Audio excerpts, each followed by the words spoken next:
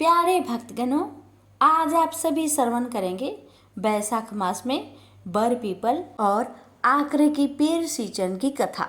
बहुत समय पहले की बात है। नर्मदा नदी के तट पर एक छोटा सा गांव था। उस गांव में एक बुजुर्ग वैश्य दंपति रहते थे। उनके 2 बेटे और 2 बहुएं भी थी। बुजुर्ग का रोज का नियम था कि वह रोज नर्मदा नदी पर स्नान करने जाते और स्नान करने के बाद 1 लोटा जल भरकर सूर्य देव को अर्पित करते और फिर बर और पीपल और आकड़े के पेड़ को सींचा करते थे। यह उनका रोज का नित्य नियम था। एक बार की बात है। ये बात उस समय की है जब बैसाख का महीना आने वाला था। तो वैश्य ने अपनी पत्नी से कहा, भगवान, कुछ दिनों से मेरी तबीयत ठीक नहीं लग रही है और कल से बैसाख का महीना लगने वाला है और मुझे ऐसा लगता है कि मेरा नर्मदा नदी के तट पर स्नान करने का नियम टूट जाएगा, क्योंकि मेरा शरीर बहुत कमज़ोर लग रहा है। मेरा तबीयत बहुत खराब लग रहा है, मैं वहाँ नहीं जा सकता। वैश्य पत्नी ने कहा कि आप इतना दुखी क्यों होते हैं? भगवान की कृपा से आपके 2 बेटे और 2 बहुएं हैं। आप दोनों बेटे और बहुओं से कह दीजिए कि उनमें से कोई भी नर्मदा नदी से जल भरकर 1 लोटा जल आपके लिए लाकर दे दे। तब वैश्य ने कहा, भगवान, इस बार मेरा बहुत मन है कि हम जोड़े से बैसाख स्नान करें। तब वैश्य की पत्नी ने कहा कि आपने तो मेरी मन की बात ही कह दी। दरअसल मैं भी कुछ दिनों से यही सोच रही थी। अब आप चिंता मत कीजिए, हम दोनों जरूर जोरे से बैसाख स्नान करेंगे। तब वैश्य दंपति ने अपने दोनों बेटे, दोनों बहुओं को बुलवाया और अपने मन की बात अपने दोनों बेटे और दोनों बहुओं से कही। वैश्य का बड़ा बेटा बोला, पिताजी, आप तो जानते ही हैं, मैं दूसरे शहर में नौकरी करने जाता हूँ और सुबह 5 बजे ही मुझे घर से निकलना पड़ता है, तो मैं आपका यह काम, आपका नियम नहीं निभा पाऊँगा। उसके बाद बड़ी बहू बोली, पिताजी, मुझे भी सुबह जल्दी उठकर अपने पति के लिए खाना बनाना पड़ता है, इसलिए मैं भी आपके लिए नर्मदा नदी से जल नहीं ला सकती, क्योंकि आपका तो 1-2 दिन का बात ही नहीं, आपका तो पूरे बैसाख मास का नियम है। मैं आपका नियम नहीं निभा पाऊंगी, मुझे माफ़ करें। तब वैश्य के छोटे बेटे और बहू ने कहा, माँ, पिताजी, आप चिंता मत कीजिए, भैया भाभी को समय नहीं है, कोई बात नहीं, हम दोनों पति पत्नी नर्मदा नदी के जल आपके लिए लेकर आया करेंगे और आप दोनों जरूर बैसाख स्नान करना। ये कहकर वह अपने कमरे में चले जाते हैं। फिर छोटे बेटे ने अपनी पत्नी से कहा कि सुनो, मेरे मन में भी एक विचार आया है कि हम दोनों माँ पिताजी के लिए जल लेने नर्मदा नदी पर तो जाएंगे, क्यों ना हम दोनों भी जोरे से बैसाख स्नान करें। तब उसकी पत्नी ने कहा, क्यों नहीं, जरूर, हम दोनों जोड़े से स्नान करेंगे। तब छोटे बेटा बहू ने जाकर अपने सास ससुर को सारी बात बताई। यह सुनकर वैश्य दंपति बहुत खुश हुए। दूसरे दिन सुबह 4 बजे ही वैश्य दंपति के छोटे बेटा और बहू नर्मदा नदी के घाट पर पहुंच गए। दोनों ने नदी में स्नान किया और जल लेकर घर आ गए। घर आकर उन्होंने जल अपने माता पिता को दे दिया। फिर उस बुजुर्ग दंपति ने नर्मदा नदी के सारे जल में से 1 लोटा जल लेकर अलग रख दिए और बाकी के जल से दोनों पति पत्नी स्नान कर लिए। फिर लोटे के जल से सूर्य देव को अर्घ्य दिया और बर पीपल और आकरे के पेड़ को सींचा। बर पीपल और आकरे के पेड़ की पूजा की और 5 परिक्रमा लगाई। फिर छोटी बहू उन्हें भोजन देती है। बुजुर्ग दंपति भोजन कर लेते हैं। धीरे धीरे इस तरह पूरा बैसाख का महीना बीत जाता है।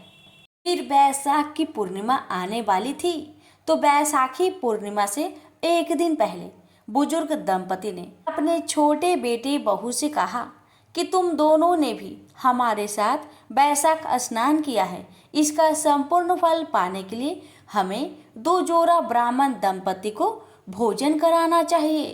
तब उन्होंने अपनी छोटी बहू से कहा, बहू तुम बढ़िया बढ़िया भोजन तैयार करना और 2 जोड़ी ब्राह्मण को गांव से बुला कर लाना और हम उन्हें भोजन कराएंगे और दक्षिणा भी देंगे। तब बेटे बहू ने कहा, ठीक है पिताजी, आप लोग जैसा चाहते हैं हम वैसा ही करेंगे। फिर सुबह छोटी बहू जल्दी उठी और भोजन तैयार की। भोजन तैयार करने के बाद वे गांव में ब्राह्मण और ब्राह्मणी को बुलाने गई तो रास्ते में उसे 2 ब्राह्मण और 2 ब्राह्मणी आती हुई दिखाई दी। तो छोटी बहू ने सोचा कि शायद ये कोई तीर्थ यात्री है, ये हमारे गांव के तो लगते नहीं, क्यों ना भोजन के लिए मैं इन्हें ही घर ले जाऊं। फिर छोटी बहू ने उन्हें प्रणाम किया और कहने लगी, हे ब्राह्मण देवता, आज बैसाख की पूर्णिमा का दिन है, हम 2 जोड़ी ब्राह्मण को भोजन कराना चाहते हैं, आप मेरे घर भोजन करने चलिए। तब वह ब्राह्मण ब्राह्मणी बोले, बेटी हम तो तीर्थ यात्री है, भोजन मिल जाए इससे बड़ी बात क्या हो सकती है, चलो हम तुम्हारे साथ तुम्हारे घर चलते हैं। फिर बहू उन ब्राह्मण ब्राह्मणी को अपने घर लेकर आई, उनके लिए भोजन परोसा, सबने पेट भरकर भोजन किया। फिर वैश्य दंपति ने उन्हें कपड़े और दक्षिणा भी दी। उन ब्राह्मण ब्राह्मणी ने उन्हें आशीर्वाद दिया। फिर वैश्य दंपति ने अपने बेटे बहू से कहा कि जाओ इन ब्राह्मण ब्राह्मणी के पैर धोने के लिए जल लेकर आओ। बेटे बहू जल लेने चले गए और उधर बुजुर्ग दंपति उनके पैर पोंछने के लिए कपड़े लेने कमरे में चले गए। जब जल और कपड़े लेकर सभी परिवार उन ब्राह्मणों के पास आए तो क्या देखते हैं, वहां पर तो कोई नहीं, सभी वहां से चले गए हैं। जब पूरा परिवार अपने चारों तरफ उन ब्राह्मण ब्राह्मणी को ढूंढते हैं तो देखते हैं घर में उनके अन्न धन के भंडार पूरा भरे पड़े हैं। ये सब देखकर सभी आश्चर्य में पड़ गए। दरअसल वह सभी ब्राह्मण ब्राह्मणी कोई और नहीं, बैसाख माह के देवी देवता थे। लक्ष्मी जी, विष्णु भगवान और उनके अवतार राम जी और माता सीता उनके घर में ब्राह्मण का भेष धरकर पधारे थे। भगवान जी वैश्य दंपति को और उनके बेटे बहू को बैसाख स्नान, बर पीपल और आकरे के पेड़ सींचने के पुण्य फल देने के लिए आए थे। जहाँ भगवान राम जी बैठे थे वहाँ पर भगवान के पैरों के निशान और धनुष के निशान पड़े थे, और जहाँ माता सीता बैठी हुई थी वहाँ मोहरों से भरे हुए एक बड़ी थैला रखी हुई थी, और जहाँ श्री हरि लक्ष्मी नारायण बैठे थे वहाँ चक्र का चिन्ह था। जहाँ धन की देवी लक्ष्मी बैठी हुई थी वहाँ तो सोने चांदी हीरे मोती का ढेर लगा हुआ था। ये बात तुरंत ही पूरे गांव भर में फैल गई कि ब्राह्मण के घर में अन्न धन सोना चांदी हीरा मोती का ढेर पड़ा हुआ है, साथ में भगवान जी का चिन्ह भी है। तो सभी गांव वाले ब्राह्मण दाम्पत्य के घर दौड़े दौड़े आए कि भगवान जी साक्षात ब्राह्मण दाम्पत्य के घर प्रकट हुए हैं। तब ये बात उनके बड़े बेटे और बहू को पता चला तो उन्हें बहुत दुख हुआ कि काश हम भी माता पिता के लिए नर्मदा नदी का जल लाकर दिए होते तो भगवान का दर्शन हमें भी होते। इस पर पत्नी कहने लगी, हाँ मुझे भी बहुत पश्चाताप हो रही है, लेकिन कोई बात नहीं, कहते हैं ना आप पछताए क्या करे जब चिड़िया चुग गई खेत। हम भी अगले साल जोड़े से बैसाख स्नान करेंगे और हमें भी भगवान के दर्शन होंगे। तो वैश्य दाम्पति पूरे गांव वालों से कहने लगे, हम सभी ने बैसाख स्नान किया था और बर पीपल और आकरे का पेड़ का सींचन और पूजन किया था, आप लोग भी बैसाख स्नान करें, साथ ही बर पीपल आकरे के पेड़ की सींचन और पूजन करें, साथ में बैसाख मास की कथाओं का श्रवण करें। आपकी सभी मनोकामना पूर्ण होगी, घर से दरिद्रता दूर होगी, घर में सुख समृद्धि का वास होगा, अन्न धन का भंडार सदा भरे रहेंगे। प्रेम से बोलिए पीपल देवता की जय, लक्ष्मी नारायण की जय, सिया रामचंद्र की जय। एक बार गणेश जी ने पृथ्वी के मनुष्य की परीक्षा लेने का विचार किया। वे अपना रूप बदलकर पृथ्वी पर भ्रमण करने लगे। उन्होंने एक बालक का रूप बना लिया एक हाथ में एक चम्मच में दूध ले लिया और दूसरे हाथ में एक चुटकी चावल ले लिए और गली गली घूमने लगे। साथ ही साथ आवाज लगाते चल रहे थे, कोई मेरे लिए खीर बना दे, कोई मेरे लिए खीर बना दे।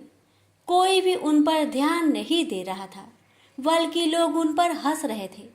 वे लगातार एक गांव के बाद दूसरे गांव इसी तरह चक्कर लगाते हुए पुकारते रहे, पर कोई खीर बनाने के लिए तैयार नहीं था। सुबह से शाम हो गई, गणेश जी लगातार घूमते रहे। एक बुढ़िया थी, शाम के वक्त अपनी झोपड़ी के बाहर बैठी हुई थी। तभी गणेश जी वहां से पुकारते हुए निकले कि कोई मेरी खीर बना दे, कोई मेरी खीर बना दे। बुढ़िया बहुत कोमल हृदय वाली स्त्री थी। उसने कहा, बेटा मैं तेरी खीर बना देती हूँ। गणेश जी ने कहा, माई अपने घर में से दूध और चावल लेने के लिए बर्तन ले आओ। बुढ़िया एक कटोरी लेकर जब झोपड़ी के बाहर आई तो गणेश जी ने कहा, अपने घर का सबसे बड़ा बर्तन लेकर आओ। बुढ़िया को थोड़ी झुलझुलाहट हुई, पर उसने कहा, चलो बच्चे का मन रख लेती हूँ। और अंदर जाकर वह अपने घर का सबसे बड़ा पतीला लेकर बाहर आई। गणेश जी ने चम्मच से पतीले में दूध उड़ेलना शुरू किया। तब बुढ़िया के आश्चर्य की सीमा न रही। जब उसने देखा दूध से पूरा पतीला भर गया है, एक के बाद एक वह बर्तन झोपड़ी से बाहर लाती गई और उसमें गणेश जी दूध भरते चले गए। इस तरह से घर के सारे बर्तन दूध से लबालब भर गए। गणेश भगवान ने बुढ़िया से कहा, मैं स्नान करके आता हूँ, तब तक तुम खीर बना लो, मैं वापस आकर खाऊंगा। बुढ़िया ने पूछा, मैं इतनी सारी खीर का क्या करूंगी? इस पर गणपति जी बोले, सारे गांव को दावत दे दो। बुढ़िया ने बड़े प्यार से मन लगाकर खीर बनाई। खीर की भीनी भीनी मीठी मीठी खुशबू चारों दिशाओं में फैल गई। खीर बनाने के बाद वह हर घर में जाकर खीर खाने का न्योता देने लगी। लोग उस पर हंस रहे थे। बुढ़िया के घर में खाने को दाना नहीं और यह सारे गांव को खीर खाने की दावत दे रही है। लोगों को कौतूहल हुआ और खीर की खुशबू से लोग खींचे चले आए। लोग सारा गांव बुढ़िया घर में इकट्ठा हो गया। जब बुढ़िया की बहू को दावत की बात मालूम हुई, तब वह सबसे पहले वहां पहुंच गई। उसने खीर से भरे पतीलों को जब देखा तो उसके मुंह में पानी आ गया। उसे बड़ी जोर से भूख लगी हुई थी। उसने एक कटोरी खीर निकाली और दरवाजे के पीछे बैठकर खाने को तैयार करने लगी। इसी बीच एक छींटा गिर गया और गणपति जी का भोग लग गया और वो प्रसन्न हो गए। अब पूरे गांव को खाने की दावत देकर बुढ़िया वापस अपने घर आई। उसने देखा बालक वापस आ गया था। बुढ़िया ने कहा, बेटा खीर तैयार है, भोग लगा लो। गणपति जी बोले, माँ भोग तो लग चुका है, मेरा पेट पूरी तरह से भर गया है, मैं तृप्त हूँ, अब तू खा, अपने परिवार और गांव वालों को खिला। बुढ़िया ने कहा, यह तो बहुत ज्यादा है, सबका पेट भर जाएगा, इसके बाद भी यह बच जाएगी। उस बची खीर का मैं क्या करूंगी? इस पर गणेश जी बोले, उस बची खीर को रात में अपने घर के चारों कोनों में रख देना। और बुढ़िया ने ऐसा ही किया। जब सारा गांव जी भरकर खा चुका, तभी ढेर सारी खीर बच गई। उसने उसके पत्रों को अपने घर के चारों तरफ रख दिया। वहां उठकर उसने क्या देखा? पतीले में खीर के स्थान पर हीरे, जवाहरात और मोती भर गए हैं। बहुत खुश हुई। उसकी सारी दरिद्रता दूर हो गई। वह आराम से रहने लगी। उसने गणपति जी का एक भव्य मंदिर बनवाया और साथ में एक बड़ा सा तालाब भी खुदवाया। इस तरह उसका नाम दूर दूर तक प्रसिद्ध हो गया। उस जगह वार्षिक मेले लगने लगे। लोग गणेश जी की कृपा प्राप्त करने के लिए उस स्थान पर पूजा करने और मान्यताएं मानने के लिए आने लगे। गणेश जी सबकी मनोकामनाएं को पूरी करने लगे। प्रेम से बोलिए गणेश भगवान की जय। एक लपसी था, एक तपसी था। तपसी हमेशा भगवान की तपस्या में लीन रहता था। लपसी रोजाना 1.25 सेर की लापसी बनाकर भगवान का भोग लगाकर जीम लेता था। एक दिन दोनों लड़ने लगे। तपसी बोला, मैं रोज भगवान की तपस्या करता हूँ, इसलिए मैं बड़ा हूँ। लपसी बोला, मैं रोज भगवान को 1.25 सेर लापसी का भोग लगाता हूँ, इसलिए मैं बड़ा हूँ। नारद जी वहां से गुजर रहे थे। दोनों को लड़ता देखकर उनसे पूछा कि तुम क्यों लड़ रहे हो। तपसी ने खुद के बड़ा होने का कारण बताया और लपसी ने अपना कारण बताया। नारद जी बोले, तुम्हारा फैसला मैं कर दूंगा। दूसरे दिन लपसी और तपसी नहाकर अपनी रोज की भक्ति करने आए तो नारद जी ने छुपकर 1.25 करोड़ की एक एक अंगूठी दोनों के आगे रख दिए। तपसी की नजर जब अंगूठी पर पड़ी तो उसने चुपचाप अंगूठी उठाकर अपने नीचे दबा लिया। तपसी की नजर अंगूठी पर पड़ी लेकिन उसने ध्यान नहीं दिया। भगवान को भोग लगाकर लपसी खाने लगा। नारद जी सामने आए तो दोनों से पूछा कि कौन बड़ा है, तो नारद जी ने तपसी से खड़ा होने को कहा। वो खड़ा हुआ तो उसके नीचे दबी अंगूठी दिखाई पड़ी। नारद जी ने तपसी से कहा, तपस्या करने के बाद भी तुम्हारी चोरी करने की आदत नहीं गई, इसलिए लपसी बड़ा है और तुम्हें तुम्हारी तपस्या का कोई भी फल नहीं मिलेगा। तपसी शर्मिंदा होकर माफी मांगने लगा। उसने नारद जी से पूछा, मुझे मेरी तपस्या का फल कैसे मिलेगा। नारद जी ने कहा, यदि कोई गाय और कुत्ते की रोटी नहीं बनाएगा तो फल तुझे मिलेगा। यदि कोई ब्राह्मण को भोजन करवाकर दक्षिणा नहीं देगा तो वह फल तुझे मिलेगा। यदि कोई साड़ी के साथ ब्लाउज नहीं देगा तो फल तुझे मिलेगा। यदि कोई दिए से दिया जलाएगा तो फल तुझे मिलेगा। यदि कोई सारी कहानी सुने लेकिन तुम्हारी कहानी नहीं सुने तो फल तुझे मिलेगा। उसी दिन से हर व्रत कथा कहानी के साथ लपसी तपसी की कहानी भी सुनी और कही जाती है। प्रेम से बोलिए लक्ष्मी नारायण की जय।